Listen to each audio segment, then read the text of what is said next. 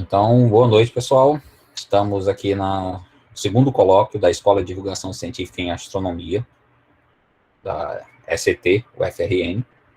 Eu sou o professor Francisco Edson, normalmente só me chamam de Edson. Sou doutor em Física, na área de Cosmologia, e estamos aqui para falar um pouquinho sobre astronomia.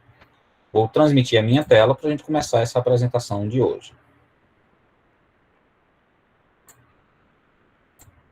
Certo? Então, está aqui a tela de apresentação. A gente,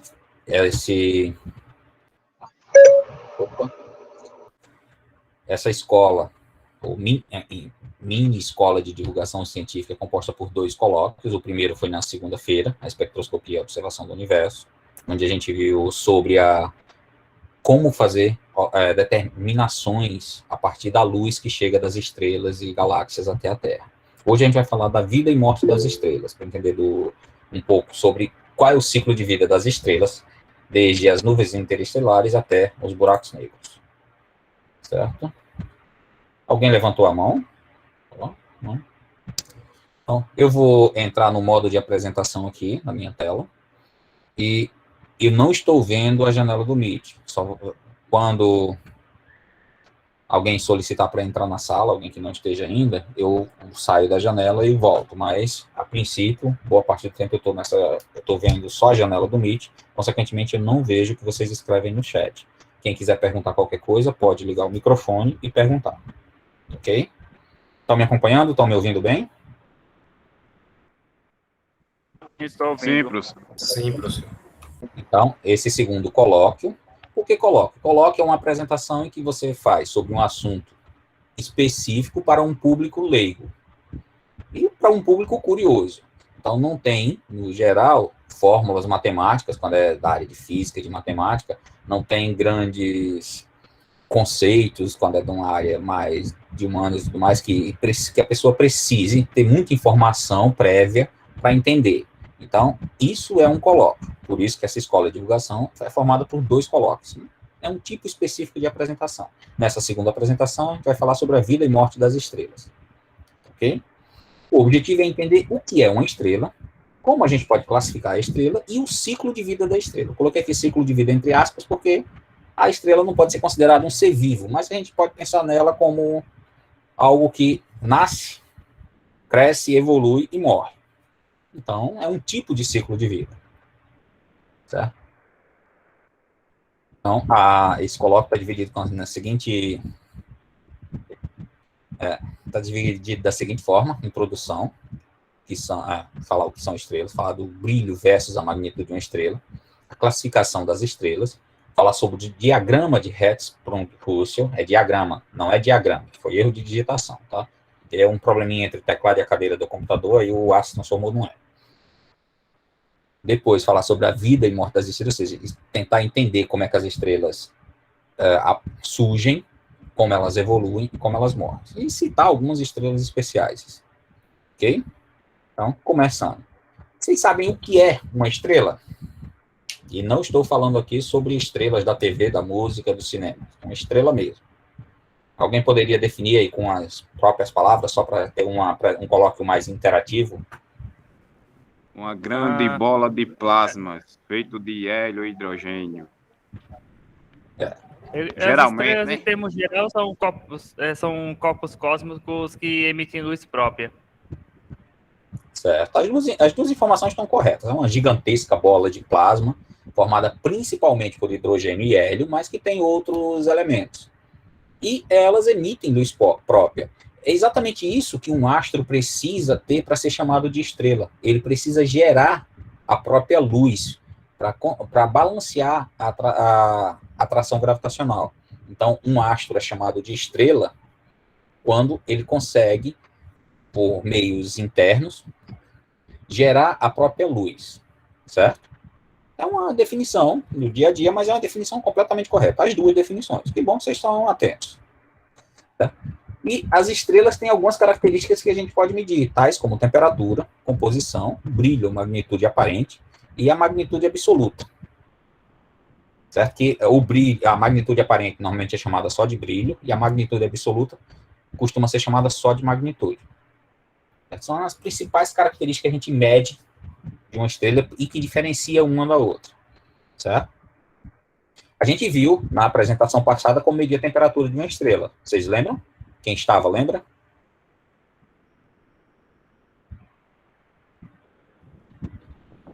Não entendi. Na apresentação de segunda, eu falei como medir a temperatura de uma estrela. Como, observando da Terra, a gente determina a temperatura de uma estrela. Vocês lembram disso? Sim, lembro. Através da cor, né? Também. A curva, temperatura e comprimento de onda. O comprimento de onda associado à intensidade máxima de emissão, a cor, ou seja, a cor aparente dela, determina a temperatura da sua superfície. Muito bem. Certo? Quando a gente está falando de magnitude ou de magnitude absoluta, que é uma característica intrínseca de uma estrela, ou de uma lâmpada, por exemplo. Se uma lâmpada está emitindo luz, ela tem uma certa magnitude. Já a magnitude aparente, ou brilho de uma estrela, é uma coisa que depende da distância. Então, quando a gente fala de magnitude, ou magnitude absoluta, e de brilho, são duas grandezas que estão relacionadas, mas que não são iguais. O brilho é a quantidade, a magnitude é a quantidade de energia, a quantidade de luz que a estrela está emitindo, em um certo intervalo de tempo. Já o brilho é a quantidade de luz que chega no meu telescópio, em uma certa quantidade de tempo. Só que, como o meu telescópio está a uma certa distância da estrela, esse brilho depende dessa distância. E nesse esqueminha aqui, a gente tem, na posição 1, essa área está a uma certa distância. Todo o brilho que chega nessa área quadradinha vai ser dividido, continua sendo espalhado, e na posição 2, o brilho vai ser 4 vezes menor, na posição 3, 9 vezes menor, na 4, 16, e assim sucessivamente. Certo? Embora a magnitude seja a mesma, é a quantidade de energia que aquela estrela, ou aquela lâmpada, no caso, está emitindo, certo? E a gente consegue medir o brilho da estrela e, a partir da distância, calcular qual é a magnitude, qual é a quantidade de energia que ela está medindo, que ela está emitindo, certo? Eu não falei especificamente de como medir distância na apresentação passada, mas para as estrelas a gente acaba medindo usando trigonometria para as estrelas mais próximas, por exemplo, e para estrelas distantes a gente usa velas padrões. Eu vou falar um pouquinho na apresentação de hoje, mas não com muitos detalhes. Certo? Bom, e a partir dessas características que a gente pode diferenciar as estrelas, a gente pode classificar as estrelas em tipos diferentes. Certo? Ou seja, eu posso fazer uma classificação de estrelas que dependa da massa, que dependa da luminosidade intrínseca, ou da magnitude, que dependa da temperatura, ou que dependa da composição química. Um grupo de estrelas com uma certa massa, por exemplo, eles vão ter algumas dessas outras características em comuns, mas não todas. Certo? No geral, a principal classificação usada para as estrelas é a partir da temperatura, que é uma classificação que a gente chama de classes espectrais. Certo? A gente classifica as estrelas observadas a partir das suas classes espectrais, que tem como principal característica que diferencia elas a temperatura. Tenho aqui alguns exemplos. A classe espectral, as classes espectrais ou tipos espectrais são O, B, A, F, G, K, M, e as estrelas nessas classes espectrais são a partir da temperatura e, consequentemente, como a temperatura está relacionada à cor, a partir da cor. Então, a classe O são as estrelas azuis. Essas estrelas têm temperaturas da ordem de 30 mil kelvins na sua superfície. As da classe B são azuladas, ou seja, um azul mais clarinho, com temperaturas da ordem de 20 mil kelvins. Aí tem exemplo aqui, a Rigel, que é uma estrela B8, ou seja, tipo espectral B. Estrelas brancas têm temperaturas superficiais da ordem de 10 mil kelvin. Tem exemplos aqui, e são tipo espectral A. Temos, isso é Vega e Sirius. Esse veja aí foi digitado errado. Certo? Estrelas amareladas têm temperaturas da ordem de 7 mil kelvins. Classe tipo espectral ou classe espectral F. Canopus é um exemplo. E o nosso Sol, por exemplo, está nessa classe G, São estrelas amarelas com temperaturas da ordem de 6.000 kelvins. Vocês lembram que eu mencionei que a temperatura do Sol é aproximadamente 5.800 kelvins. Então, quando a gente fala isso aqui, é da ordem de, certo? Estrelas K são laranjas, exemplos, Arcturus e Aldebaran, e as estrelas vermelhas são da classe M, ou tipo espectral, tem temperaturas da ordem de 3.000 kelvins. Vejam que a temperatura diminui aqui, está diminuindo de cima para baixo, e o tamanho está necessariamente associado à temperatura, certo? Alguma dúvida até aqui? Está apresentando só como curiosidade, mas dá para abrir um pouquinho essa curiosidade. Vejam que aqui na tabela eu coloquei, essa tabela não fui eu que fiz. Peguei essa fonte, que está meio difícil aqui de ler, mas telescópios na escola, um site. Na verdade, eu peguei de um site que tinha pego de lá. Certo? Tem aqui, o tipo espectral é O, B, A, F, G, K e M, só que as estrelas ela tem um número junto com o tipo espectral. Certo? Por quê? Porque a gente tem subclassificações. Então, a O, eu tenho O2 e O5. Na verdade, tem uma divisão um pouquinho maior. Aqui tem exemplos dessas estrelas, certo? Com o raio e a massa aproximados, assim como a luminosidade. E esse raio aqui e essa massa estão dados em termos desse R0 e M0. Esse zero com a bolinha, que é o raio do Sol e a massa do Sol. Assim como a luminosidade. Elas são comparativamente, estão dadas em termos comparativos com a luminosidade do Sol. Ou seja, uma estrela da classe espectral O2, essa primeira que aparece aí, ela tem um raio da ordem de 16 vezes o raio do Sol. Certo? Enquanto a massa, por volta de 158 massas solares. Grandinha. São raras essas estrelas, bem raras, na verdade. São super gigantes azuis. Ok? Então, aqui é uma tabela para comparar mais diversas estrelas na classe espectral se dividindo. E com as temperaturas, como tinha falado, são exemplos de temperaturas em kelvins. Aqui nessa tabela não existe essa história de grau Kelvin, a temperatura é Kelvin. Quando é grau Celsius ou Fahrenheit. Então, aquela bolinha ali junto do K não deveria estar escrito, tá? Fala. Porque a temperatura em Kelvin é a temperatura absoluta, nesse caso. Exato. Aí a gente não fala grau Kelvin, a gente fala Kelvin. É 54.000 kelvins, que equivale a 54.237 graus Celsius. Certo? Quando é Celsius e Fahrenheit, a gente tem que falar grau, mas quando é Kelvin, não. Muito bem. Como eu peguei a tabela de outro lugar, eu acabei não prestando muita atenção nessa bolinha no Kelvin. Tudo bem? Bom, a gente, do mesmo jeito que as estrelas, as classes espectrais, têm temperaturas específicas, ou para uma estrela da classe O tem a temperatura da ordem de 30.000 kelvins, um B da ordem de 20.000, elas têm composições químicas na atmosfera aproximadas, que a gente vê a partir da luz, desculpa, falhou, não está saindo. A gente determina essa composição a partir da luz que chega até aqui, como a gente viu na apresentação passada. A gente faz espectroscopia da luz e, a partir das raias que estão faltando no espectro, a gente vê quais são os elementos que estão lá. Lembram disso? Então, se eu pegar uma estrela do tipo O, uma temperatura da ordem de 6.000 kelvins, a gente vai ver que ela, basicamente, na sua composição, ela basicamente só tem hidrogênio e hélio. Ou seja, são estrelas de um universo muito novo. Elas costumam ser observadas em regiões muito distantes. Alguém tinha entrado no... Ouvi o barulho de alguém entrando na sala, mas... Acho que foi impressão.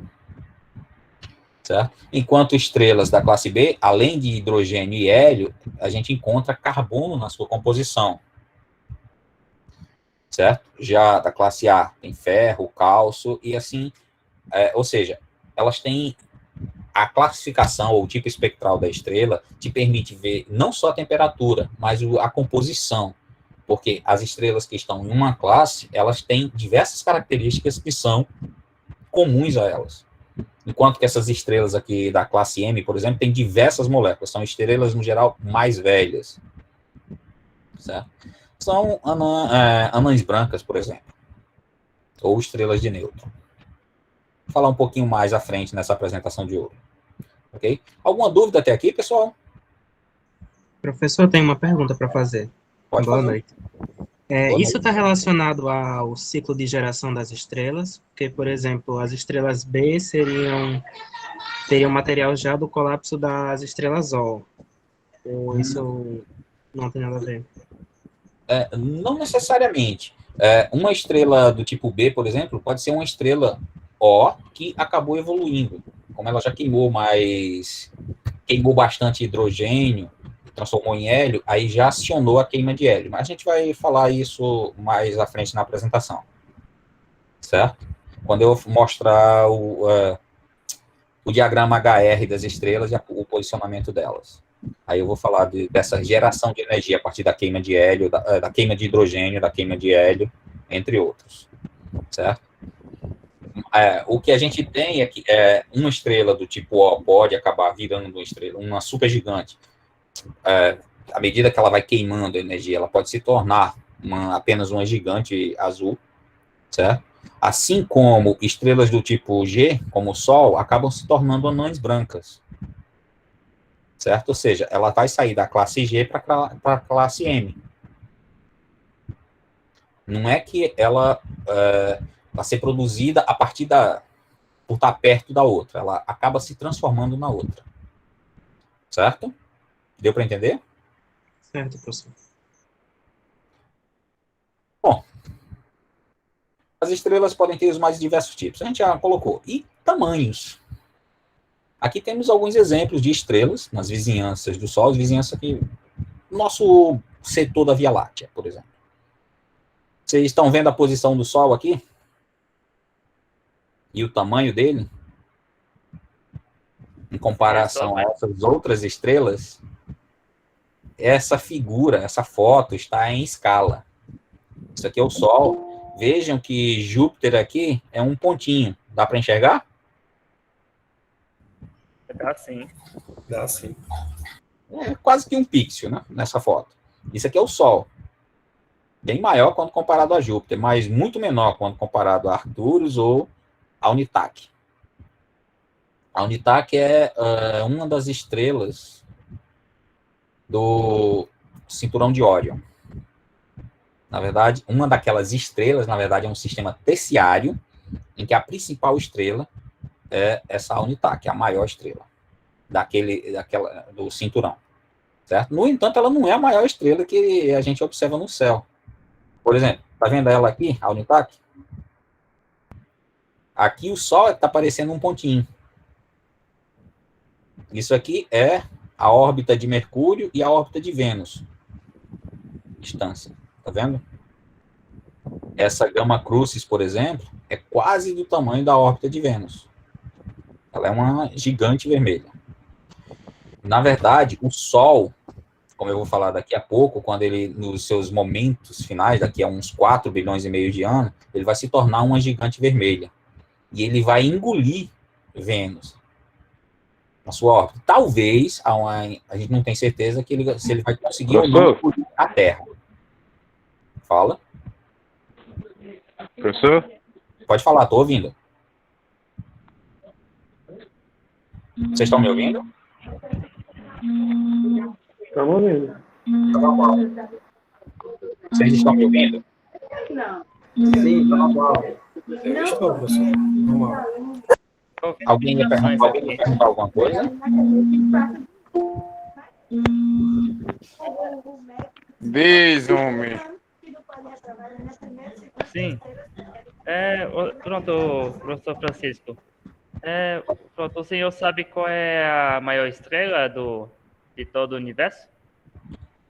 A maior estrela de todo o universo eu não tenho certeza, mas a maior observada eu coloquei aqui na apresentação. A gente não sabe se é a maior mesmo, né? Pode ser que depois acabe observando alguma outra. Mas aqui no próximo slide é exatamente essa. A Mu Cefeida, ela é a maior estrela observada. É uma super gigante vermelha. certo? E ela tem um diâmetro equivalente aproximadamente à órbita de Saturno,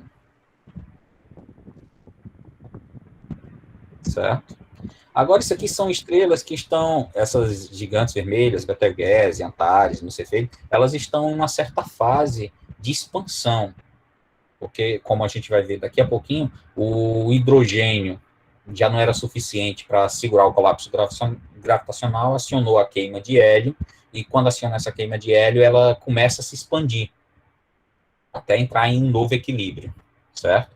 Então, vejam que, só voltando aqui para a gente ter essa noção, aqui era o Sol, comparado a essa Alnitak e Arcturus, nesse slide aqui, a Alnitak era a maior estrela, mas ela é só uma estrela pequenininha, quando comparada a Rigel e a Gamma Crucis, que tem aproximadamente o tamanho da órbita de Vênus, e que essa Gamma Crucis já é bem pequena quando comparada a Antares ou a Mursefeida de Mu, que tem aproximadamente o tamanho da órbita de Saturno. Certo? Professor, então, oi. Você já ouviu falar numa estrela chamada VY Scout? Não. Ela, se eu não me engano, ela foi porque a todo momento estão descobrindo alguma coisa. É a maior estrela já descoberta. Eu vou ver se eu pesquiso aqui algo sobre e coloco aqui no chat para o pessoal ver. Tudo bem. Até a minha última pesquisa tinha sido essa daqui que eu tinha encontrado. A pesquisa mas também feita há no site do IAG. Não, mas eu não estou dizendo que é essa daqui não. Pode ser que essa verídico que você falou, não, né? Eu vi isso uma vez no site, né? Provavelmente. Tem alguns catálogos de estrelas, de sistemas binários, que são muito interessantes e fornecem essas informações. Posso também colocar, embora eu não tenha colocado na apresentação de hoje, esse catálogo de estrelas, o principal catálogo de estrelas, e a gente pode, inclusive, ir lá separar as estrelas por tamanho. Eu gostei dessa pesquisa inicial que eu fiz, porque é ilustrativo, tem o tamanho já em escala. Mas eu posso dar uma pesquisada, inclusive, daqui a pouco, para a gente verificar. Inclusive aqui com vocês, desse catálogo de estrelas. Tudo bem? Bom, conseguir visualizar estrelas pela classificação, ou ter uma noção do tamanho, nem sempre é fácil. A gente precisa estudar as estrelas. E, no geral, para estudar a estrela, se coloca elas em um diagrama, em que escolhe-se duas das características delas e você posiciona as estrelas a partir da combinação dessas duas características. O principal diagrama usado pelos astrônomos para classificar as estrelas é o chamado diagrama HR, ou diagrama de Hertzsprung-Russell. E ele classifica, posiciona, as estrelas são posicionadas nesse diagrama a partir da cor, ou temperatura, né, são equivalentes, e da intensidade luminosa da estrela. E quando se coloca todas as estrelas observadas nesse diagrama, quer seja de uma região, de uma grande região, de uma galáxia, as estrelas em geral, você vê que tem algumas regiões que têm muito mais estrelas que outras, enquanto tem algumas regiões que são meio vazias, ou até regiões sem estrela nenhuma, tem outras regiões que são muito populosas. E a partir desse diagrama a gente consegue traçar uma história do ciclo de vida das estrelas. Foi a partir dele que os astrônomos começaram a entender o ciclo de vida das estrelas. Então vamos mostrar um pouquinho como ele é, certo? O diagrama de HR, chamar só de HR, Hertzsprung-Russell, mas chamar só de diagrama HR. Quando a gente coloca as estrelas pela luminosidade e pela temperatura, que é equivalente a colocar pela classe espectral e pela magnitude absoluta, são equivalentes, né? A gente tem algumas regiões. A região aqui embaixo, região das anãs brancas. Região aqui em cima, à direita, é a região das supergigantes. Aqui eu tenho a região das gigantes vermelhas. E eu tenho aqui a região mais populosa do diagrama, que é a sequência principal. Pega estrelas de todas as classes. E elas estão... a grande maioria, mais de 90% das estrelas conhecidas estão nessa região do diagrama, que é chamada de sequência principal. Certo? Essa curvazinha aqui tem desde gigantes, estrelas azuis gigantes, até estrelas anãs, estrelas vermelhas. Não são anãs, estrelas vermelhas com pouca massa e pouca temperatura. Ok? Se a gente pega, quando a gente pega esse diagrama e pela classificação das estrelas, a gente pega, por exemplo, que 70% das estrelas são de classe M, tá? Nessa regiãozinha aqui, ó. A maior parte delas.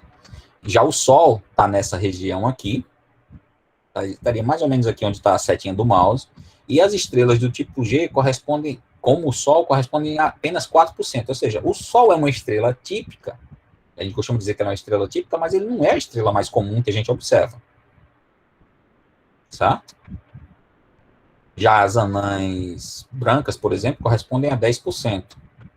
Mas e o que acontece? Uma estrela que está aqui na sequência principal, como o Sol, ela vai continuar aqui para sempre?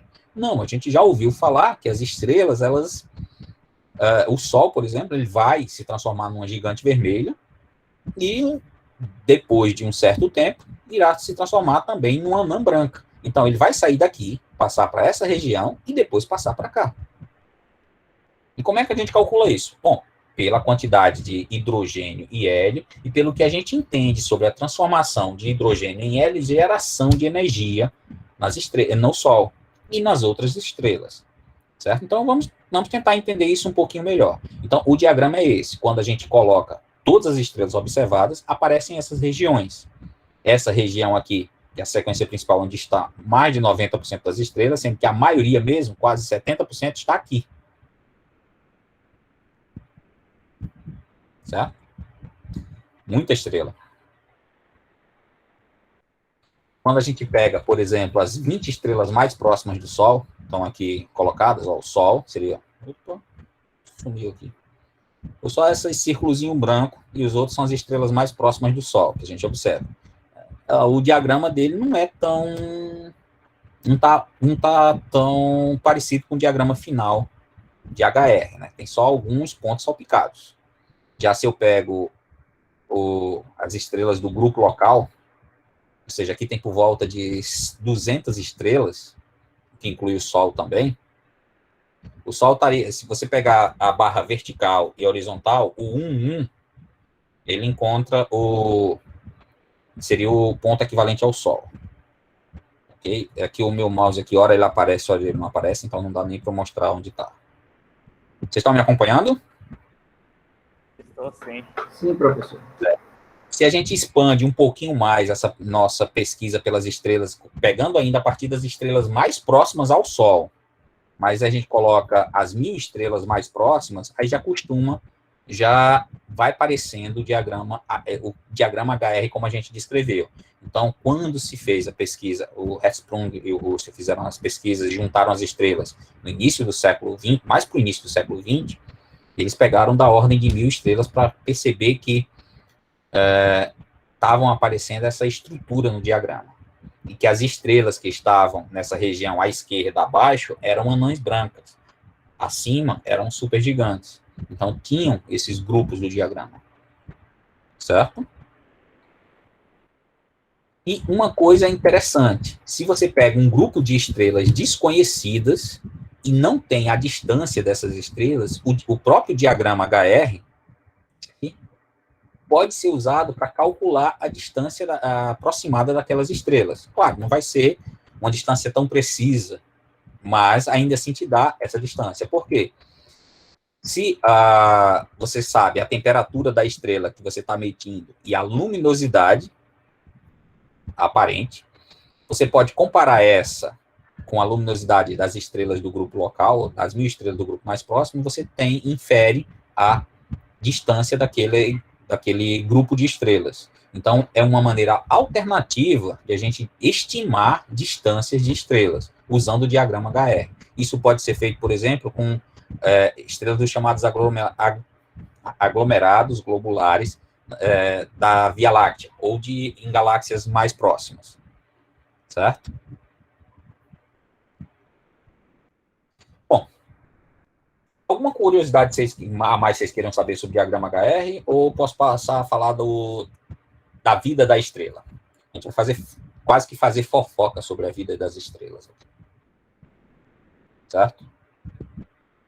Não? Nenhuma curiosidade? Bom, vamos lá. Então, uma estrela tem um tempo de vida e várias fases. A gente já mencionei isso. Quase como um ser vivo, apesar de não ter vida. Esse tempo de vida dela começa com a formação e vai terminar com a morte. Mas como é que a estrela se forma? Alguém tem uma ideia? Bom, vamos lá, eu estou aqui para falar disso, né? Então, imagine uma nuvem. Através de nébulas? Nuvem ou nebulosa, nébula, mas vamos lá. Imagine uma nuvem, como essa aqui. Não é como essa que forma estrela, mas imagina essas nuvens que a gente vê no céu, nuvem de chuva. Elas estão quietinhas. Se não houver nenhuma mudança na pressão em volta delas, elas vão ficar lá no céu indefinidamente, certo? Só que elas vão se movimentar, não é estático. O nosso céu do planeta não é estático, certo? Então, elas vão acabar se movimentando, chegando em regiões de pressão mais alta, e vão acabar se precipitando e se transformando em chuva, certo? É algo parecido, ou nesse sentido, que acontece com as nuvens interestelares. Posso pegar aqui uma foto do Hubble, por exemplo, e pega uma nuvem interestelar. Ignore esses pontos de luz, que são estrelas que estão por trás dessa nuvem que foi observada. E pensem só na nuvem. A gente sabe que o universo está se expandindo, certo? Então, as distâncias estão aumentando. Se você tem uma nuvem interestelar, que é uma nebulosa, se você quiser chamar, e ela está lá quietinha no lugar dela, se não houver nenhuma alteração, ela vai continuar sendo nuvem. Certo? A expansão do universo vai fazer com que ela fique cada vez menos densa. Só que de forma que essa expansão demora um pouquinho. No entanto, todas as partículas que estão ali, o gás, o hidrogênio, o hélio, eles têm massa. E por terem massa, se atraem gravitacionalmente, certo? Então, qualquer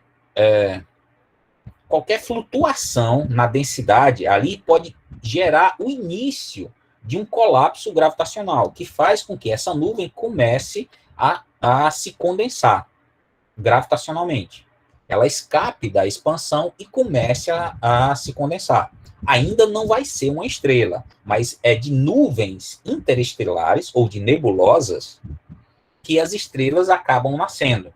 Por quê? Alguma flutuação pode ser gerada internamente ou pode ser gerada por alguma explosão de estrela próxima, por exemplo.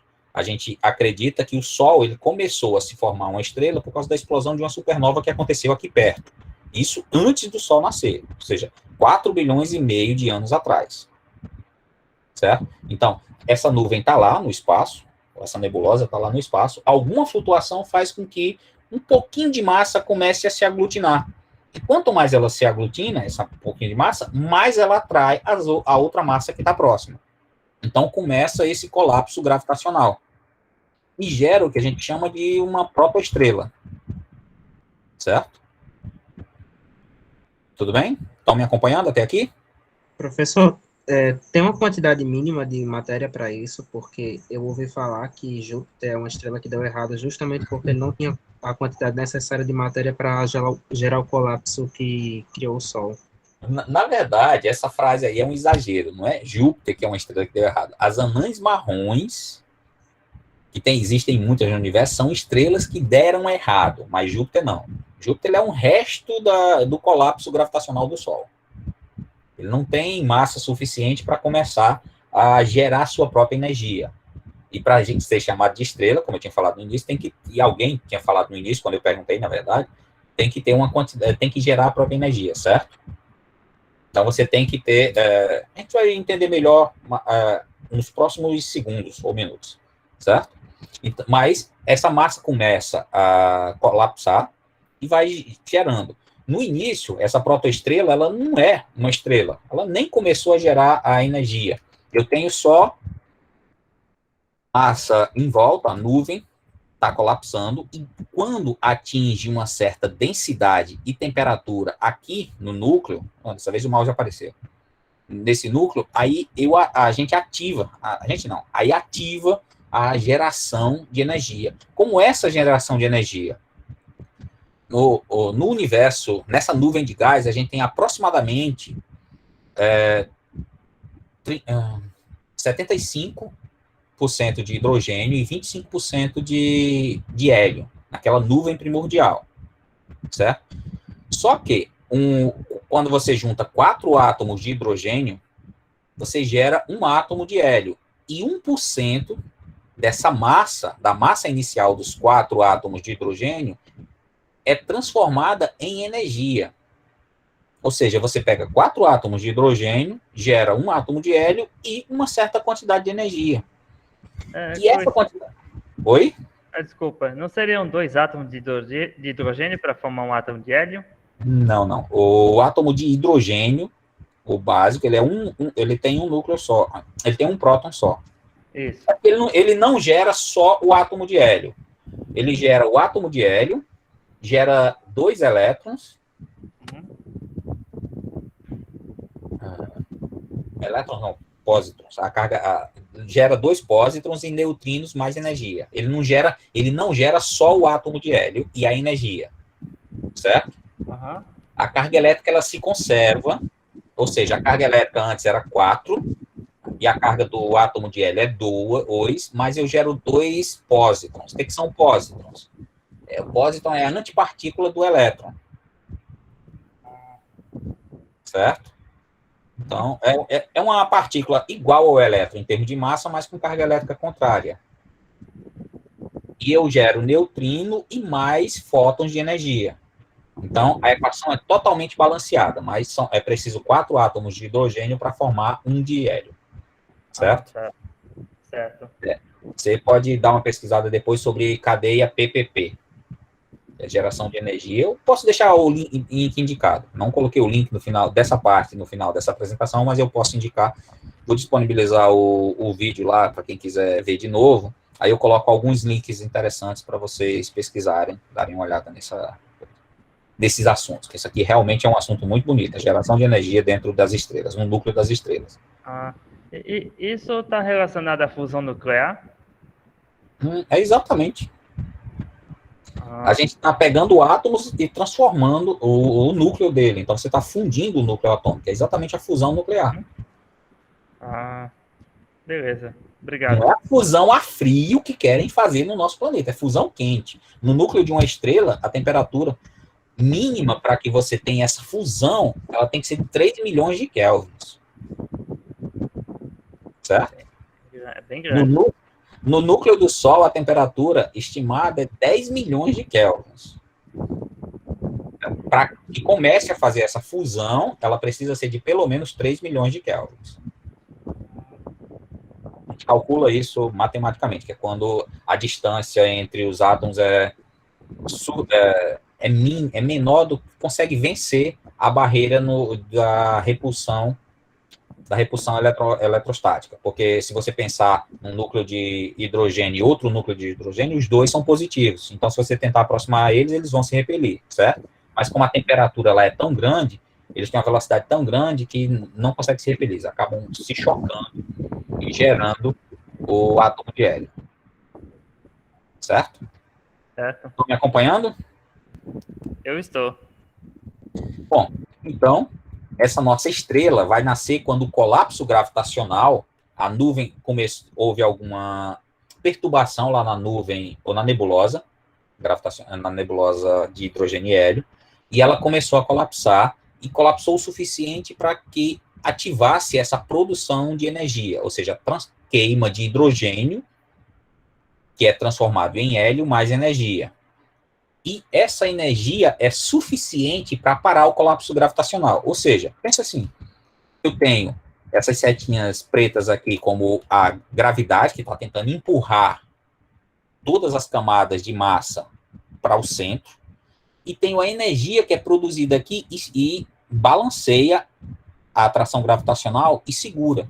De forma que esse meu caroço, essa minha bola gigante de plasma, fica com um tamanho aproximadamente constante, porque a gravidade é exatamente balanceada pela geração de energia. quando isso começa a acontecer, quando o tamanho da estrela passa a ser aproximadamente constante, eu digo que a estrela nasceu. Antes, ela era uma protoestrela. Certo? Entendido até aqui, né? A gente tem, por exemplo, essa nebulosa da Águia, M16 ou NGC 6611, que isso aqui é chamado de os pilares da criação. É uma foto muito bonita do telescópio Hubble. É porque é chamado de pilares da criação, porque nessa região, desses 3 pilares, nascem um número muito grande de estrelas por século, em comparação com o resto, com a região em volta, ou com as galáxias em geral. Isso é uma nebulosa onde a geração de estrelas está muito grande atualmente. Certo? Vejam que esses pontos, essas estrelas, são que a gente está vendo junto dos pilares, eles são do fundo. Porque quando você fotografa o céu, você não fotografa só o objeto, você fotografa o cenário. Então, as estrelas que estão ao fundo, e até estrelas, às vezes, que estão entre nós, esses pilares da criação, acabam aparecendo na fotografia. Não dá para tirar facilmente. Certo?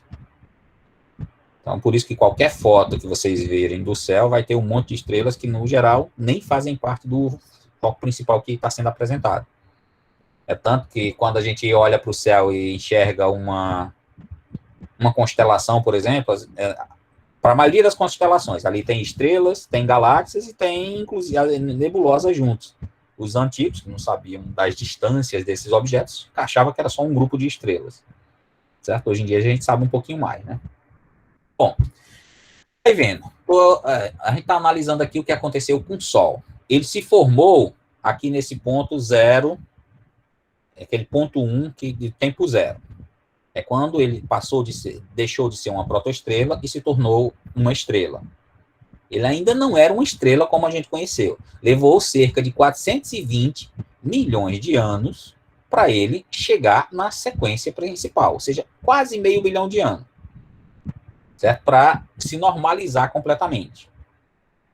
Aí ele chegou na sequência principal, que é o ponto 5, fazendo um certo caminho lá pelo diagrama. Ou seja, mesmo para chegar na sequência principal, ele percorreu um pedaço lá do diagrama. Certo? Estão acompanhando? Tudo tranquilo? Minha conexão não caiu não, né? Não, tá tudo certo aqui. Então, isso aqui, ele começa a queimar hidrogênio, transformar em hélio, e uns 400 milhões de anos depois, o sistema planetário estava aproximadamente formado. Ele estava bem formado. Inclusive, os planetas já tinham sido formados após esses 420 milhões de anos. Os planetas começaram a se formar na mesma época que o Sol se tornou, deixou de ser uma protoestrela. Ok? Bom, para ilustrar, a gente tem isso aqui, ó. Tinha a nebulosa planetária lá no tempo A, na protoestrela, que foi o colapso gravitacional foi acionado por a explosão de uma supernova aqui perto. Esse material acabou se colapsando, se concentrou no centro, mais de 99% da massa do sistema solar, e o restante acabou formando os 8 planetas principais do sistema solar. Ok? Foto bonita, esqueci de colocar a fonte dessa aqui. Vou colocar em todos, mas esqueci. Certo? E a vida de uma estrela em geral, ela acontece, para as estrelas, acontece na sequência principal do diagrama HR. Certo? É lá que as estrelas passam cerca de 90% do tempo de vida. Vejam que aqui pela nossa descrição, o Sol levou 420 milhões de anos para chegar na sequência principal, certo? Ele vai permanecer nessa sequência principal por cerca de 9 bilhões de anos.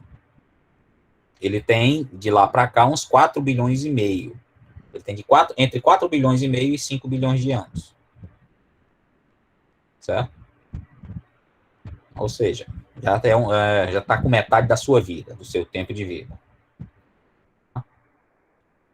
E nessa sequência principal, as estrelas estão nesse equilíbrio hidrostático, ou seja, a geração de energia é suficiente para balancear a gravidade. Então, ela continua com um tamanho aproximadamente constante. Claro, varia um pouquinho de vez em quando, tem essas labaredas que escapam, como no nosso Sol, as tempestades solares. Mas o tamanho em si, ele praticamente não varia, apesar dessas tempestades solares, pelo fato de ser uma bola de plasma, do campo magnético não ser totalmente constante, mas está estável, certo? Outra foto bonita, né? Essa tempestade solar gigante que está escapando aí, que acabou atingindo os planetas, mas é uma foto muito bonita. Tá? Bom, o hidrogênio que está lá, dentro do Sol, não é infinito, dentro de qualquer estrela. Em algum momento, a energia produzida não será suficiente para equilibrar a atração gravitacional. Então, a estrela, lá no seu núcleo, vai continuar queimando hidrogênio para sustentar o colapso gravitacional. Mas tem uma hora que a energia gerada não vai ser suficiente, já que a atração gravitacional continua a mesma. Quando esse combustível diminuir, o colapso gravitacional, a atração gravitacional vai ser maior que a pressão de radiação. Consequentemente, a estrela começa a colapsar, diminuindo o tamanho. Só que quando ela diminui o tamanho, a temperatura lá nas camadas internas e no núcleo aumenta. Se a temperatura aumenta, o hélio que tinha sido transformado, o hidrogênio que tinha sido transformado em hélio, o hélio está lá, o hélio começa a ser queimado. Então, no núcleo da estrela, quando ela diminuir um pouco mais e a temperatura aumentar, o hélio vai passar a ser queimado. Eu vou passar a transformar hélio em outros elementos mais pesados, em carbono, por exemplo, em oxigênio. E essa queima de hélio gera uma energia extra, certo? De forma que a estrela começa a colapsar, ativa a queima de hélio, e a energia gerada pela queima de hélio expande a estrela, que faz com que ela mude de fase. Ela acaba se tornando uma estrela vermelha, uma gigante vermelha, certo? Então, isso vai acontecer para o nosso Sol daqui a cerca de 4 bilhões e meio de anos. A quantidade de hidrogênio lá no interior, no núcleo do Sol, não vai ser mais tão grande, a energia gerada não é suficiente, ele se encolhe um pouco, ativa a queima de hélio e dá esse salto. As camadas dá essa energia extra que empurra todas as camadas principais e, consequentemente, o Sol vai se transformar numa gigante vermelha. Essa gigante vermelha, com certeza, daqui a uns 4 bilhões e meio de anos, ou 5, vai engolir Mercúrio, Vênus, e vai, pelo menos, chegar nas proximidades da órbita da Terra. A gente não tem certeza se, quando se tornar uma gigante vermelha, o Sol vai chegar a engolir a Terra. Certo? Mas é uma possibilidade. Se ele não engolir, vai chegar bem pertinho de engolir. Bom, depois que isso acontecer, ele se tornar uma gigante vermelha, também o hélio lá dentro não vai ser, depois de um certo tempo, que aí não vai ser mais de alguns bilhões de anos, vai ser de algumas centenas de milhões de anos, o hélio não vai ser, a queima de hélio não vai ser mais suficiente. A estrela começa a colapsar de novo, só que essas camadas mais externas não colapsam rápido o suficiente, só as camadas mais internas. O caroço do Sol diminui rapidamente, ativa a queima do carbono, do oxigênio, de outros elementos, até transformar no ferro. Só que esse evento é bem mais rápido. E essa nova explosão de energia vai acabar gerando um evento que a gente chama de nova.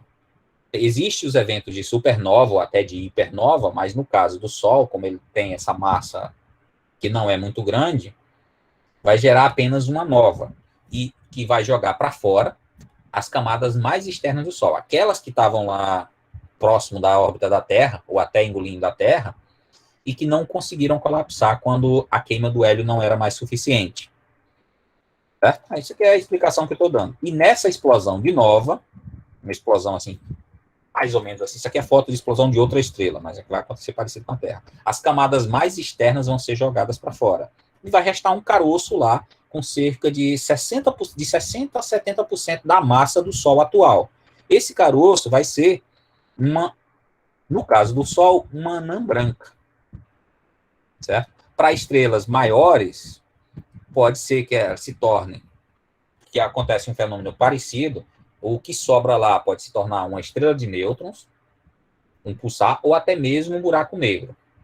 Esse estágio final que sobra lá naquele caroço depois da explosão, da nova, supernova ou hipernova, depende da massa, depende principalmente da massa da estrela que explodiu, certo? Mas também pode depender da presença de uma companheira, como a gente vai ver logo em seguida. Vocês estão me acompanhando até aqui? Bom, Sim. aqui é a figura que eu já tinha mostrado, só que eu queria mostrar isso aqui. Então, o que vai acontecer com o Sol? É exatamente o Sol. Aquela nebulosa estelar se transformou numa protoestrela e depois virou uma estrela, que vai se tornar o Sol, vai ser o Sol por cerca de 9 a 10 bilhões de anos, depois vira uma gigante vermelha, e após começar a queima do hélio em outros elementos, depois do carbono, vai virar uma supergigante vermelha, só que essa transformação de gigante vermelha para supergigante vermelha demora cerca de 100 milhões de anos. De cerca de 400 milhões de anos. A explosão é bem mais... Ou seja, entre ela ser Sol, se é a estrela anã, está colocada aqui, e gigante vermelha, ela leva de 9 a 10 bilhões de anos. Mas depois que ela se tornar uma gigante vermelha, em menos de meio bilhão de anos, ela se torna uma supergigante vermelha e explode numa nebulosa planetária, jogando fora as suas camadas mais externas, sobrando lá dentro só um caroço com cerca de 60 a 70% da massa. E esse caroço, como vai ter uma grande quantidade de hélio, pouco hidrogênio e tudo mais, não vai mais gerar energia. Ele não tem massa suficiente para virar um buraco negro, para colapsar e virar um buraco negro, mas também não vai estar produzindo energia suficiente para segurar, para ter vida própria. Então, é uma estrela morta. A gente chama de anã branca. Certo? Deu para entender o que acontece? Interessante? Só uma pergunta. Oi. Já que é o estágio de gigante vermelho é basicamente já o final da vida das estrelas, então nenhuma estrela nasce vermelha, não é? Sempre que a gente se depara com uma estrela gigante vermelha, ela é uma estrela que já está em um outro estágio da sua vida. Se eu não me engano, é assim. Existem estrelas supergigantes azuis, por exemplo, que são gigantes em temperatura muito mais elevada, mas as gigantes vermelhas são estrelas que eram estrelas amarelas ou laranjas e acabaram se tornando. Agora, existem estrelas vermelhas, certo? Que não são gigantes, mas que na região mais de baixo do diagrama, existem estrelas vermelhas e não gigantes vermelhas. Essas se formaram como estrelas vermelhas, certo? Certo. Aí, no caso, elas também um dia vão chegar a esse estágio de gigante vermelha, que no caso vão triplicar seu tamanho também. Depende da massa. Se a massa dela não for muito menor que a massa do Sol, ela acaba se tornando uma gigante vermelha, mesmo que não seja tão gigante, e explodindo em uma nova. Certo? Certo. Porque se a estrela conseguiu ativar a queima do hidrogênio para transformar em hélio, em uma hora esse hidrogênio a queima dele não vai ser suficiente. Então, quando isso acontecer, ela sempre colapsa, ativa a queima do hélio e cresce. Cresce muito mais do que era originalmente. É tanto que o Sol está lá, alguns minutos-luz de distância da Terra, 7 a 8, fugiu agora da mente. E quando ele crescer e se tornar uma gigante vermelha, ele vai chegar até na órbita da Terra, aproximadamente. Certo? Mais alguma dúvida, pessoal? A dúvida é sobre a nebulosa planetária. Isso é uma nova? No caso do Sol, essa explosão numa nebulosa planetária vai ser uma nova. Se a gente vai chamar de nova ou supernova, depende da quantidade de energia que é liberada. E, consequentemente, depende da massa da estrela original. Para estrelas com massas da ordem de 1 ou 2 massas solares, a explosão gera apenas uma nova. Acima de 3 massas solares, pode gerar uma supernova. Sim. Entendi. Nova, supernova e até hipernova é o mesmo evento, a explosão de uma estrela. Se você vai chamar nova, supernova ou hipernova, depende da quantidade de energia que for gerada na explosão. Certo? É exato. Aqui para ilustrar. Dependendo da massa da estrela original, você pode ter uma protoestrela que gera uma gigante azul, uma super gigante azul, que tem uma vida muito curta, só de algumas centenas de milhões de anos, e acaba explodindo numa supernova. Depois, quando explode nessa supernova, pode ser que a explosão nas estrelas primordiais, por exemplo, as primeiras estrelas do universo, essas explosões aqui explodiram completamente. A explosão não deixou nenhum caroço. Mas, dependendo da combinação de massa, essa explosão da supergigante azul pode deixar um caroço aqui, que é suficiente para colapsar em um buraco negro. Se o caroço tiver, se eu não me engano, é mais de 7, da ordem de 7 massas solares, a partir de 7 massas solares pode gerar um buraco negro, ele acaba colapsando, certo? Pode ter essa protoestrela, pode gerar uma supergigante azul que gerou uma supernova do tipo 2, isso acontece quando a gente acaba tendo uma companheira, e também gera um buraco negro, certo? Outro caso, que ela gera uma supergigante azul, que vira depois, quando se expande, vira uma gigante vermelha.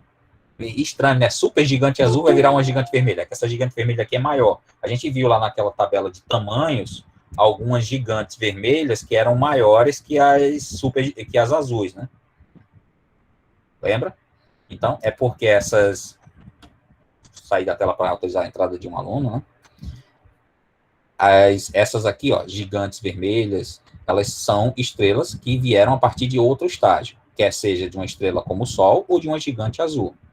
Quando é uma estrela como o Sol, e ela se torna uma gigante vermelha, a gigante vermelha aqui vai ser menor que essas supergigantes azuis. Mas, se for uma supergigante azul que se tornou uma gigante vermelha, essa gigante vermelha vai ser maior que a estrela original, claro. Certo? Nesse caso aqui, ela vira uma gigante vermelha, depois, quando colapsa novamente, explode e joga fora algumas camadas, vira uma gigante azul, ou seja, ela perde parte da massa nessa explosão aqui, mas não é uma explosão do tipo supernova. Aí vira uma gigante azul que depois vai ter uma explosão de supernova gerando uma estrela de nêutrons, pulsares. Certo? As estrelas como o Sol, a gente já falou que acabam gerando uma anã branca depois da explosão. No caso de anãs vermelhas, podem continuar por muito tempo como uma anã vermelha, e quando queima, a massa delas é menor. Uma gigante vermelha, em comparação ao Sol, que tem uma vida da ordem de 10 bilhões de anos, a gigante vermelha pode ter uma vida de 15 a 20 bilhões de anos. A gigante vermelha não, uma anã vermelha, desculpa.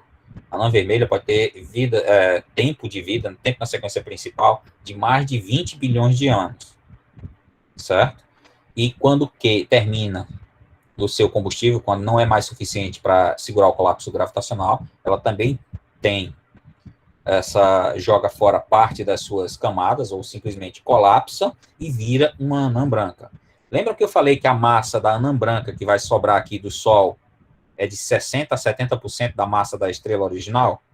Essas anãs vermelhas aqui, elas já têm essa massa, de 50% a 70% da massa do Sol. Então, mesmo que ela acabe não explodindo e jogando fora algumas das suas camadas, quando ela não produzir mais energia para segurar o colapso gravitacional, a gravidade atrai as camadas mais externas e ela se transforma na anã branca direto. Então, isso depende um pouco da massa. Naquele limite de 0,7 massas solares, ela pode ou não perder algumas camadas. Se a massa for menor, ela simplesmente colapsa. Se a massa for um pouquinho maior que 0,7 massas solares, ela pode ainda ter uma explosão de nova.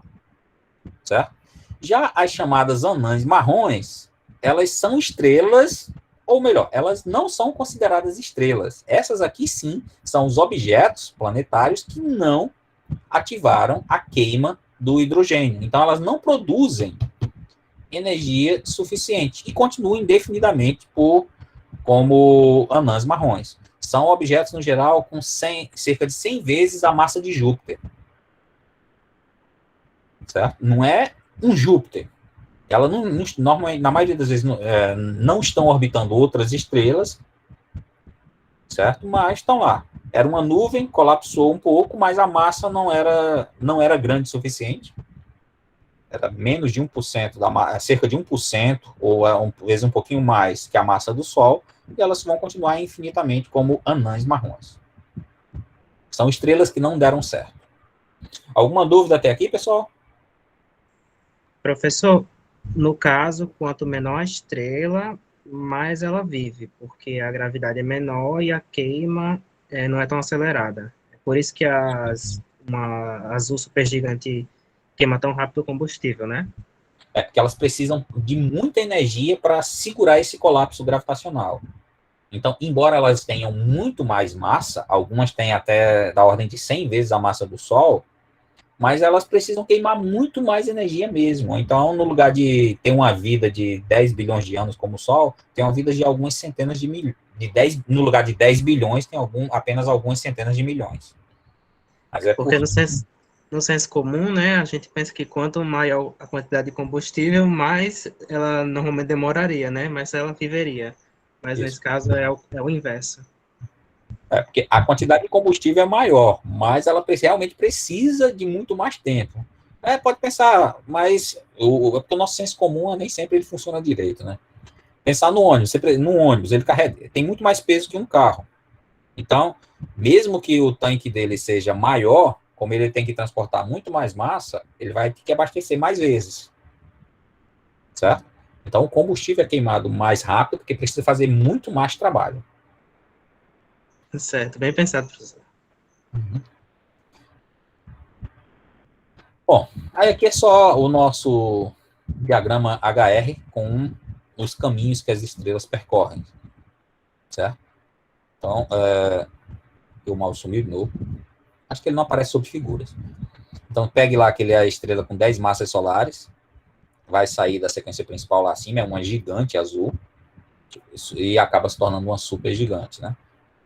Uma estrela de 5 massas solares também, e o nosso Sol, que vai fazer esse percurso, e depois acabar vindo para a região aqui de baixo, que é a região de anãs brancas, a região embaixo à esquerda.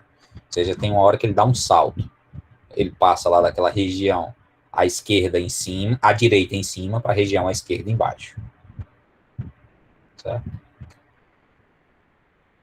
É porque esse caminho não é das estrelas pelo diagrama HR, não é um contínuo.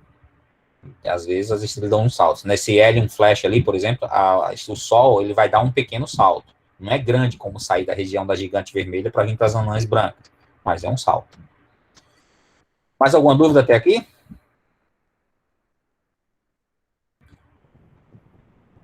Bom, como eu tinha falado para vocês, a diferença entre nova, supernova e hipernova é simplesmente a quantidade de energia que é liberada nessa explosão.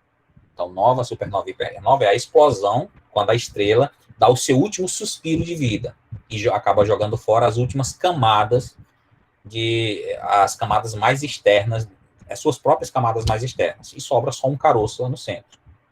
Certo? Mesmo uma estrela, no geral, para que vire um buraco negro, a gente teria que ter uma supernova, ou jogar fora uma estrela com uma massa, mais de 8 massas solares, pelo menos isso, para poder ter uma chance de virar de 8 não, mais de 15.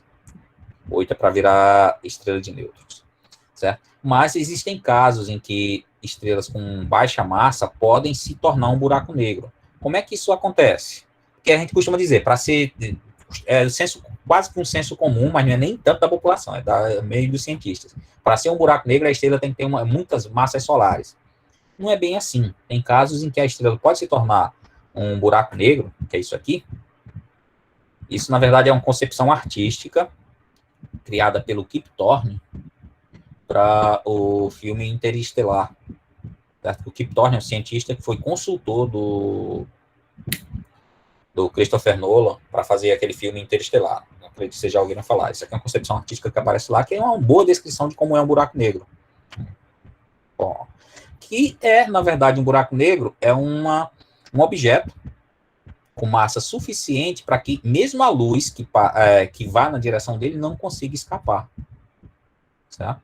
Ele não é um buraco. Na verdade, ele é um nome original desses objetos que apareceu na década de início do século XX, era estrela negra. Certo? Ela tem um nome mais interessante, porque ele não é um buraco. É uma deformação do espaço causada por muita massa, mas não é exatamente um buraco. Certo? Mas como isso ali era a concepção artística de um buraco negro, isso aqui é a foto de um dos primeiros buracos negros, que nessa nebulosa, eu esqueci o nome de colocar aqui, mas aí você tem a região do disco de acreção em volta, e essa região central é onde está o horizonte de eventos do buraco negro, que ele não pode ser fotografado. Não é fotografado, porque mesmo a luz não consegue escapar de lá. Então não tem luz nenhuma que saia desse centro, onde está o buraco negro, e chegue até nós. Então a gente só fotografa a região em volta, que é o disco de acreção do buraco negro, e sabe que o buraco negro está lá. Certo? Bom, eu tinha falado que uma estrela de massa não tão grande pode se tornar um buraco negro, certo? Como é que isso acontece? Pense em duas estrelas que estão num sistema binário. Duas estrelas com massas parecidas com a do Sol, ou uma de 3 e outra de 5, por exemplo. Se uma tem uma massa de 3, você tem 3 massas solares e outra tem a massa de 5 massas solares, aqui tem 5 massas solares, vai morrer mais cedo, certo? Ela não vai queimar o combustível mais rápido?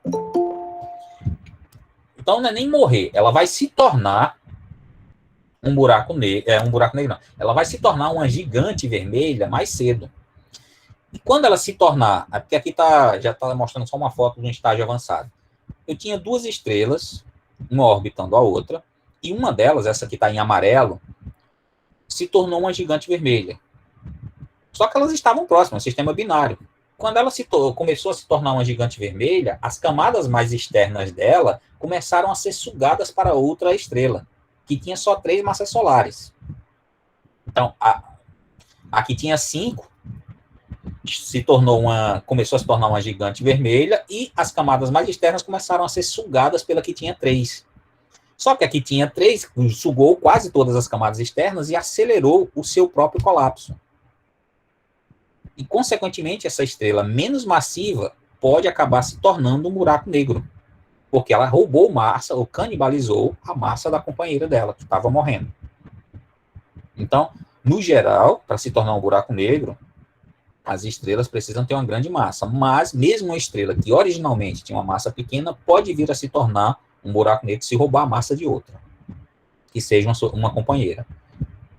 Deu para entender, pessoal? Isso aqui é uma ilustração desse, tá vendo o quadradinho? É o caso de um buraco negro formado dessa forma, uma estrela que canibalizou, a palavra quase não sai, canibalizou a companheira que estava morrendo. Alguma dúvida, pessoal? Não, nenhuma? Minha conexão não caiu não, né? Vocês estão me ouvindo? Eu estou, tá tudo certo. Tá. Ficou todo mundo calado, achei que a minha internet tinha caído. Bom, para terminar essa parte da apresentação de hoje, a gente teve uma noção aqui do que é a vida de uma estrela e das várias fases dessa vida. Eu queria só mencionar que os astrônomos já entendem e explicam a maioria das estrelas observadas, mas mesmo assim tem candidatos, alguns teóricos e observacionais, a estrelas que são consideradas impossíveis pela física hoje. Seriam estrelas muito massivas e até estrelas exóticas. Se pensar em estrela muito massiva, por exemplo, a gente não tem certeza de como explicar, não sei se vocês já ouviram falar na estrela chamada Eta Carina, que é um sistema binário, em que uma das estrelas tem mais de 100 massas solares. E a gente não tem como explicar. É a que está destinada a se tornar hipernova, né, professor? Ela deve se tornar uma hipernova. Não fica muito longe daqui, não. A física atual não explica completamente ela. E tem outras estrelas muito massivas que a gente observou que a gente titubeia um pouquinho na hora de explicar. E tem alguns candidatos teóricos às chamadas estrelas exóticas ou estrelas estranhas, estrelas que poderiam ser formadas por quarks, por exemplo. Certo? Então, na teoria, a gente a teoria da física de partículas diz que elas poderiam existir, mas a gente não observou ainda. Então, existem algumas estrelas que a atual teoria da física não explica, como essas estrelas muito massivas, que seriam estrelas impossíveis, e tem outras estrelas que, segundo a física, poderiam ser possíveis, mas que a gente não observou.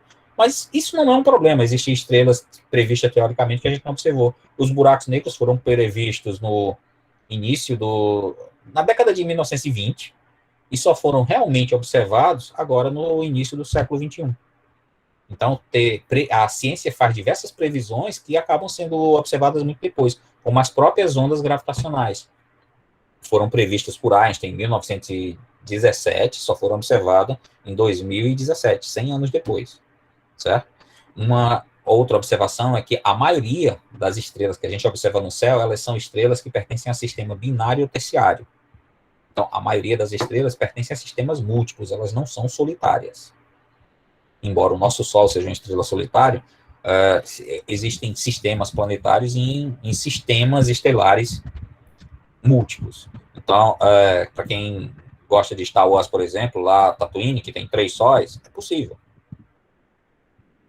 Outros sistemas com 2 sóis também são possíveis. Claro que não é 2 sóis no sistema que vai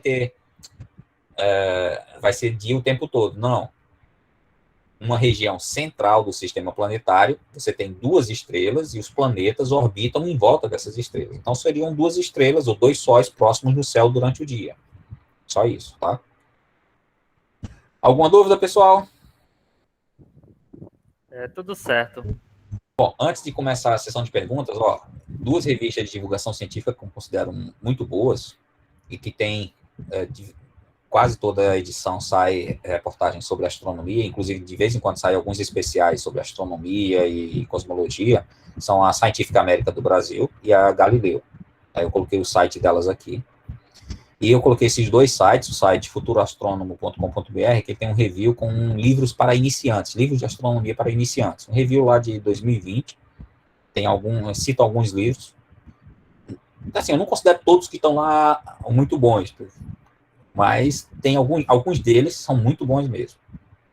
São bons. E tem esse site Livro e Café, que tem livros para quem ama astronomia, que aqui tem uma seleção de, se eu não me engano, são 10 livros para quem ama astronomia. Esses livros são muito interessantes mesmo. Alguns deu tilt. Tem livro do Carl Sagan, do Neil Tyson, fugiu o nome, do Stephen Hawking, por exemplo. Então, tem alguns livros aqui para... Nesses 2 sites tem uma seleção mais de 15 livros, só com nesses 2 links, para quem gosta de astronomia e quer descobrir um pouquinho mais sobre a área. Certo? E as reportagens de divulgação científica são sempre um bom caminho para você procurar mais informações sobre astronomia. Porque, normalmente, o livro é escrito alguns anos depois que as coisas foram descobertas, como uma consolidação do conhecimento. E o artigo de divulgação científica é escrito alguns meses ou um ou 2 anos depois. Então, para quem quer se manter mais atualizado, as revistas de divulgação são uma ótima ideia. Mas, para começar, os livros são ótimas pedidas também. Tudo bem? Então, alguma dúvida, pessoal? Parar aqui a minha apresentação para a gente conversar. São 8h54, dá 1 hora e pouquinho, 1h15, a minha apresentação, com a participação de vocês, claro. Adoro a apresentação assim. Só que agora eu gostaria que vocês perguntassem, para mostrar que estão interessados. Não precisa ser só sobre a apresentação. Alguma outra curiosidade? Então, a primeira pergunta aqui no chat, o que é uma estrela binária? Na verdade, quando é binária, não é uma estrela, Edna. Binária é porque você tem 2 estrelas, uma orbitando a outra. Então, a nuvem que colapsou para formar a estrela acabou formando 2 estrelas, uma girando em torno da outra. Isso a gente diz que é um sistema binário. Aí um sistema terciário que tem 3 estrelas. Já foram observados alguns sistemas terciários. Inclusive, aquela estrela que eu mostrei, aquela gigante azul, esqueci o nome, ela do cinturão de Órion, ela é um sistema terciário. Essas estrelas, elas giram muito próximas. Você pode pensar duas estrelas onde a distância entre elas é menor que a distância entre o Sol e Júpiter. Duas estrelas com a massa, às vezes a massa do Sol, até massas maiores. Eu tinha esquecido de falar. Professor? Oi, Natália. E sobre as Pleiades, o berçário de estrelas se encaixa nessa apresentação de hoje? Valeu! Não, no caso, um berçário de estrelas é uma região, uma nebulosa, onde está tendo flutuações na densidade e as estrelas estão surgindo. É chamado de berçário de estrelas porque você encontra estrelas nas fases, muitas estrelas nas fases iniciais de sua vida. Você pode pensar que lá na região das Pleiades, nos pilares da criação, pensar nos pilares da criação, que eu até mostrei a foto, a gente encontra uma nuvem de gás muito grande, certo? Uma grande nuvem interestelar, e diversos pontos dessa nuvem têm estrelas que estão se formando, realmente nos estratos. Tem protoestrelas ou estrelas nos estágios iniciais, certo? Então, seria regiões do espaço onde eu tenho muitas estrelas muito novas, ou muitos fetos de estrelas, certo? A gente tem na Via Láctea, por exemplo, os chamados aglomerados globulares, que ficam acima da região do disco, um pouco mais afastado, que tem estrelas que se formaram em regiões como lá os pilares da criação. Só que elas já se formaram há alguns bilhões de anos, e são estrelas, alguns bilhões não, a maioria delas se formou há cerca de 10 bilhões de anos. Então, existiam essa região que formava estrelas há cerca de 10 bilhões de anos, e essas estrelas são velhas. Então, são as regiões onde tem as estrelas mais velhas da Via Láctea. São chamados aglomerados globulares. E são estrelas que se formaram em regiões parecidas lá com aquelas regiões dos pilares da criação. Bom, pessoal, vocês podem colocar o nome completo lá no chat, para eu depois marcar a presença de vocês no CIGAR, quem quiser o certificado. Eu já coloquei o meu nome no chat. Certo. Para quem colocou, tudo bem. Eu dou uma olhada depois no chat e marco. Não precisa repetir. O certificado vai aparecer no CIGAR, certo? CIGAR. Depois que eu cadastrar a presença de vocês aí, e liberar o certificado, aí vocês podem pegar esse certificado no CIGAR. Beleza. Ok? Bom, pergunta aqui. Tem como traçar uma cronologia do surgimento dos elementos químicos? No Big Bang só havia hidrogênio? Não. No Big Bang havia só uma sopa de energia e matéria indefinida. Seriam quarks. Alguns segundos depois, na verdade, ocorreu a chamada nucleossíntese primordial. Nessa nucleossíntese primordial, quando o universo estava esfriando, aí surgiu o hidrogênio e o hélio. Cerca de 75% da matéria do universo acabou se tornando, desde a nucleossíntese primordial, hidrogênio e cerca de 25% hélio. Certo? E isso aconteceu alguns minutos, na verdade, depois do Big Bang. Certo? E essas nuvens primordiais, Fabiana, elas são formadas por essa composição. Aproximadamente 25% de hidrogênio, aproximadamente 75% de hidrogênio e 25% de hidrogênio. Um pouquinho mais para um lado ou para o outro. Com resquícios de menos de 0,5% de outros elementos químicos, como berílio, lítio, certo? Mas só eles, nas nuvens primordiais que formaram as primeiras estrelas.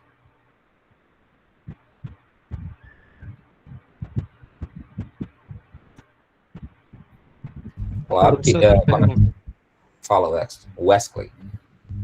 Os quasares, onde é que eles entram nessa hierarquia cósmica? Eles têm alguma coisa a ver com as estrelas? Que eu não consegui compreender muito bem o conceito deles. Um quasar, ele não é uma estrela. Apesar desse nome, quasar, que no original significava objeto quase estelar, um quasar, ele é uma radiogaláxia, ele é uma galáxia nos estágios iniciais. Só que a gente observa, ela está muito longe de nós. A maioria dos quasares está a mais de 10 bilhões de anos da gente. 10 bilhões de anos-luz, certo? Então, os quasares são galáxias no estágio iniciais da sua formação.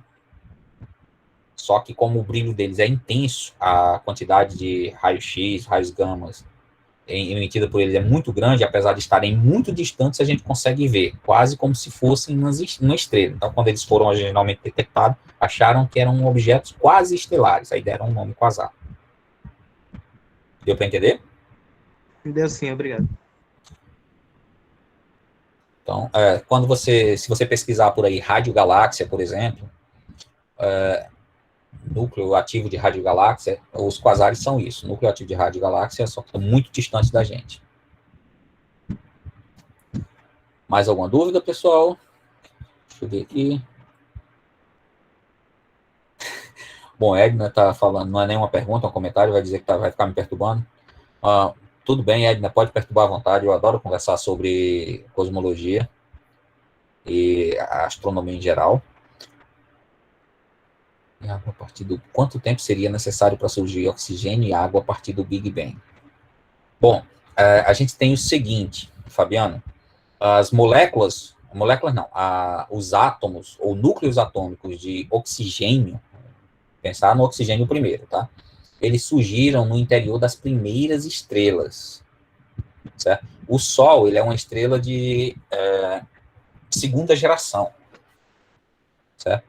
As estrelas de primeira geração, elas surgiram alguns milhões de anos, os primeiros milhões de anos do universo, e por serem estrelas muito massivas, explodiram pouco tempo depois.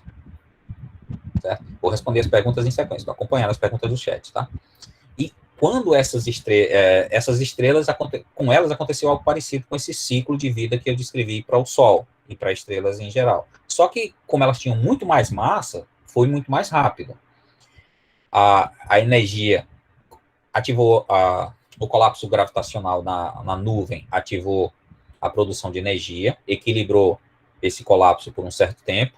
Quando o combustível acabou, o hidrogênio, que estava sendo transformado em hélio, não era mais suficiente, a estrela diminuiu, começou a produzir outros elementos, que inclui o oxigênio. Ou seja, em menos de 500 milhões de anos, os primeiros núcleos de hidrogênio, carbono, ferro e elementos mais pesados, até o ferro, foram produzidos no interior das primeiras estrelas. Você pode pegar a tabela periódica e colocar os elementos até o ferro foram produzidos no interior das primeiras estrelas, com menos de 500 milhões de anos. Certo? Depois, à medida que essas estrelas, primeiras estrelas, foram explodindo, as nuvens que estavam próximas dela sofreram a onda de choque, que causou flutuação nessas nuvens que geraram novos colapsos, geraram estrelas de segunda geração. Só que essa onda de choque, além de gerar as estrelas de primeira geração, fez com que na nuvem que circunda as estrelas de segunda geração, você tivesse elementos mais pesados, inclusive elementos além do ferro, em pequenas quantidades, claro. Certo? Então, o colapso das estrelas de segunda geração faz com que nessas estrelas tenham pequenos resquícios da matéria produzida nas estrelas de primeira geração, e mesmo na nuvem em volta tenha elementos até mais pesados que o ferro. Certo? Para surgir a água, aí você precisa de condições diferentes, bem diferente, bem depois, porque a água, no caso, é uma molécula. Dentro das estrelas, por exemplo, o material é um plasma, ele está totalmente ionizado. A estrela é neutra, mas os elétrons eles não estão ligados aos núcleos atômicos. Para que você consiga formar moléculas de água, você precisa de outras condições. Eu não tenho a informação de quanto tempo em quanto tempo surgiram as primeiras moléculas de água ou em que condições. Professor? Fala. Nesse caso, pelo que eu entendi, resumindo, tudo antes, no início, era gases. Depois, até o ferro, que começou a vir os elementos mais sólidos, né? Não, mesmo o ferro no interior de uma estrela, ele é um plasma. ele não é sólido, ele é esse quarto estado da matéria, ele é um plasma, certo? Devido à temperatura ser muito alta? Devido à temperatura, por exemplo, lá no núcleo do Sol é de mais de 10 milhões de graus, mais de 10 milhões de graus Celsius, ou mais de 10 milhões de kelvins. Então, Aí, nesse caso, no núcleo do Sol, ele pode haver ferro, né? No núcleo do Sol, eu não lembro, acho que ainda não tem, mas tem núcleo de algumas estrelas que tem ferro. Certo? Que é quando une todos os elementos que ele se torna ou um anã branco ou um anã marrom, né? Mesmo antes dele assim? Não, mesmo antes de se tornar uma gigante vermelha, começa a produzir ferro. Mas já mais para o fim da vida. Certo? Bom, respondendo aqui as perguntas em sequência. Fim da vida, beleza. Mais para o fim da vida da estrela. Deixa eu ver. Porque a nossa é muito insignificante, né? Em relação a isso. Bom, o Sol foi uma pergunta que fizeram aqui. Qual a idade do Sol? O Sol tem cerca de entre 4 bilhões e meio e 5 bilhões de anos de idade. Certo? Entre 4,5 e 5. A gente tem uma estimativa, a gente não tem a idade exata. O que, comparado à nossa a vida de um ser humano, vida média, que é 70 e poucos anos, somos insignificantes. Somos realmente feitos de poeiras de estrela e somos poeira de estrela. E uma fração de segundo do universo. Certo? Só respondendo a pergunta, Nathan, porque tem já um tempo, a Fernanda tinha perguntado se tem algum...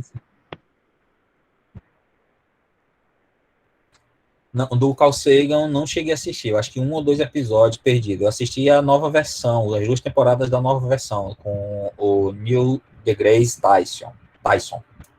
Sei lá como é que se pronuncia. Pronto, a de Neil deGrasse Tyson também, tem a relação, que é o calendário, não sei se o lembra, ano cósmico, né? A primeira temporada fala exatamente sobre o ano cósmico. Né? É muito boa, aconselho para quem quiser assistir. Isso.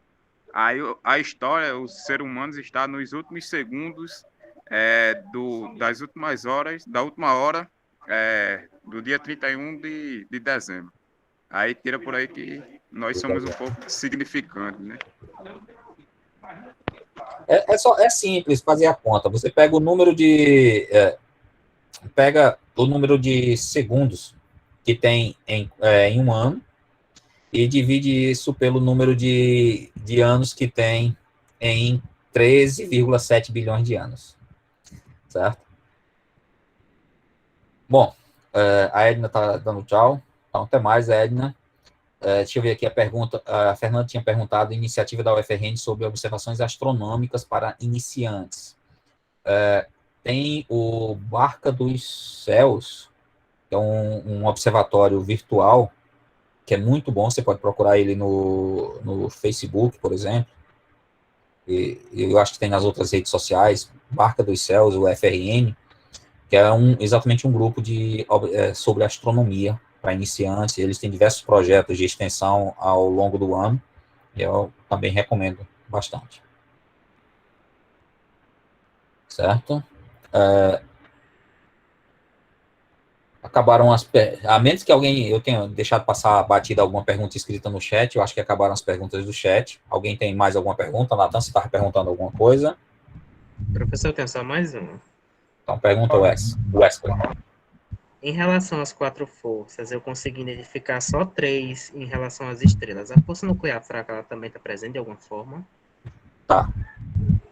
Porque a força nuclear fraca, você pode pensar que é a responsável pelo decaimento do próton.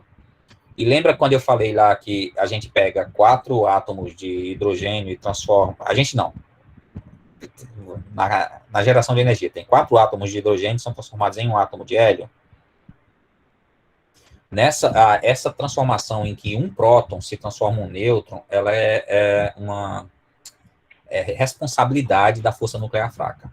Ela acontece por causa da força nuclear fraca. Certo?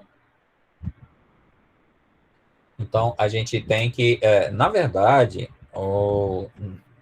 em algumas situações, você pode considerar a força nuclear fraca como uma extensão da força eletromagnética. Tanto que, para a física de partículas, ela é chamada de força eletrofraca. que é a combinação da força eletromagnética com a força fraca.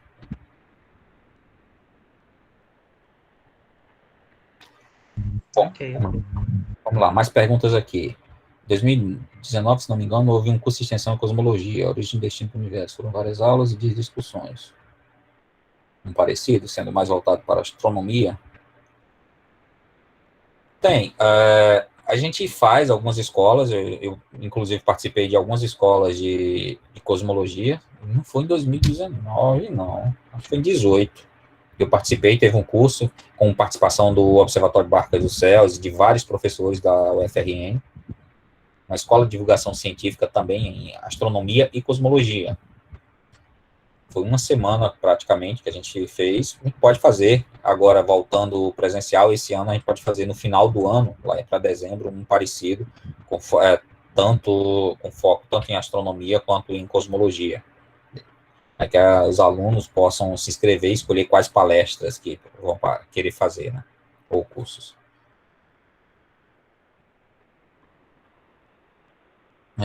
Dizer que a massa do Sol é um plasma significa o quê? Não, quando a gente fala que o Sol ele é uma bola de plasma, significa que lá no Sol os átomos eles não estão na sua forma neutra. Tem uma região onde estão os núcleos atômicos e os elétrons estão passeando ou em algumas camadas. Então, um plasma é porque os átomos, o núcleo atômico não está ligado aos elétrons, para formar átomos neutros. A temperatura é grande demais para que eles consigam se ligar. Certo? É basicamente isso. Um plasma é essa substância que está quente o suficiente para que está uma temperatura alta o suficiente que faz com que elétrons e núcleos atômicos não se liguem. Certo, Fabiano?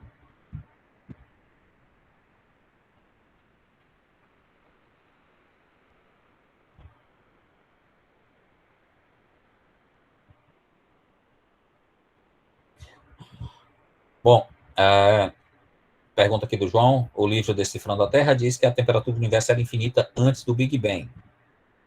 O que quer dizer? Bom, quer dizer que a gente, na verdade, antes do Big Bang, a gente não tem certeza do que aconteceu. Nos instantes iniciais, a temperatura era grande demais. Certo? Quando aconteceu o Big Bang, a temperatura era praticamente infinita, mas não infinita. Quase toda a energia e matéria do universo estava concentrada em um ponto quase sem dimensões. Então, é por isso que a gente diz que a temperatura era infinita, mas não é antes, é no momento do Big Bang. Porque se tinha alguma coisa antes, ou se o universo veio de algum outro universo que estava se contraindo e depois voltou a se expandir, a gente não tem certeza. A gente só sabe que nos instantes iniciais do universo, no instante inicial, toda a massa e energia estava concentrada em um ponto muito pequeno, consequentemente, a temperatura seria praticamente infinita. Mas não é antes do Big Bang, é no instante do Big Bang, certo? As bolas de plasma artificial. Bom, Nathan, um plasma pode ser produzido, não precisa ser... Como chamar plasma artificial? Um plasma ele é uma substância que você aqueceu por algum processo elétrico ou químico, de forma que os átomos eles não estão neutros. Você tem núcleo atômico e elétrons, só que não estão ligados. Certo? Então, quando você aquece o suficiente uma substância, pega um gás, por exemplo, um gás de hidrogênio, pressão grande o suficiente, e aqueça ele o bastante, ele vai se tornar um plasma de oxigênio. Vai ter os núcleos de oxigênio e vai ter os elétrons passeando pelo plasma. Então, é só ser esquenta o suficiente no laboratório. Claro que não é só a qualquer temperatura, você tem que ter uma temperatura muito grande mesmo. Professor? No geral, só concluindo, e no geral esse plasma é contido por campos magnéticos, porque como ele está muito quente, se escapar e bater escapar lá do confinamento, pode derreter os recipientes e acabar causando estragos em qualquer laboratório que esteja fazendo. Natan, pode falar.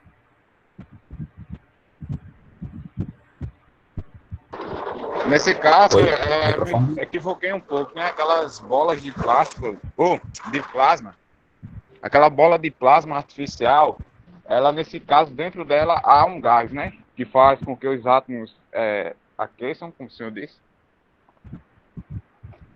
e não Não, vácuo.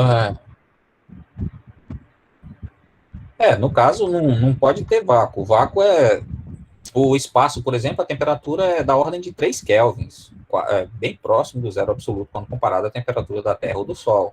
Então, o que acontece é que um plasma ele tem que ter uma densidade grande o suficiente ou um movimento muito rápido dos seus componentes, para que a temperatura seja grande. Certo? Então, a bola de plasma, se está lá no laboratório com confinamento magnético, por exemplo, dentro dela é só o plasma. Não tem nenhuma região dela que Professor, seja vácuo. a Pode luz falar. do Sol, ela, por ser as ondas, né? Ela pode viajar no vácuo, né? Nesse caso, a luz de uma estrela ou qualquer luz, né? A Ondas gente eletromagnéticas viajam. vê aqui da Terra, por exemplo, a estação espacial. Oi? Não, aqui da Terra, se você apontar o telescópio na A posição gente vê aqui certa, da Terra a estação espacial. Sim. isso. Se você apontar um telescópio Não, simples, eu até, já vi ele aqui, mas assim,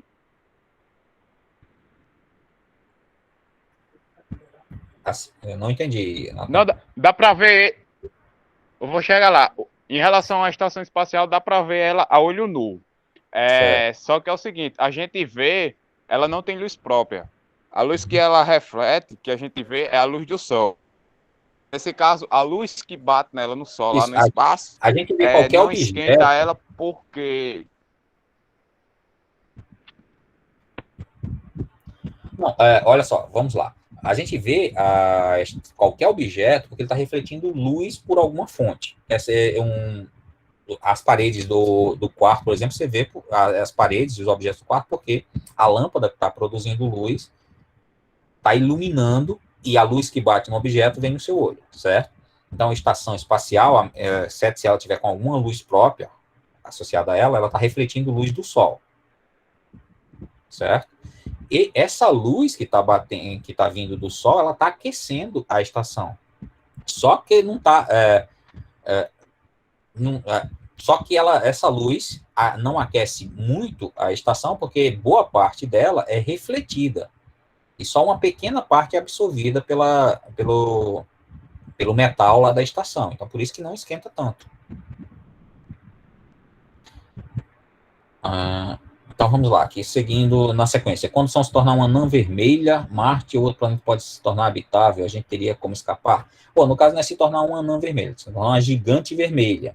Antes disso, a gente pode, sei lá, talvez, se não nos destruirmos até lá, são mais de 4 bilhões de anos até lá, a gente pode terraformar outros planetas, certo? Só que lembre-se, o Sol ele vai se expandir, uma gigante vermelha, chegar até por volta da órbita da Terra. Talvez a gente possa terraformar Marte, ou quem sabe, não tem as luas de Júpiter, e onde tem o oceano congelado? Talvez a gente torne essa lua é Io ou Europa? Eu sempre confundo.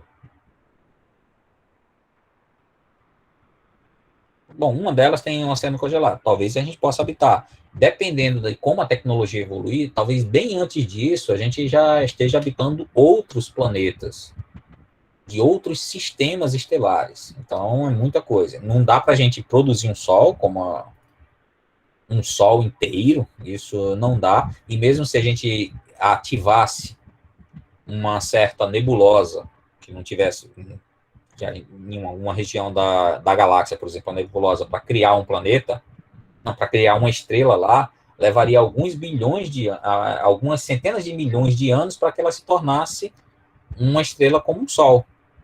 Então não dá para a gente simplesmente acelerar. O colapso gravitacional ele leva tempo. Você pode gerar flutuações nas nuvens e criar algumas estrelas, mas levariam no mínimo alguns milhões de anos ou centenas de milhões de anos para você ter uma estrela similar ao Sol, certo?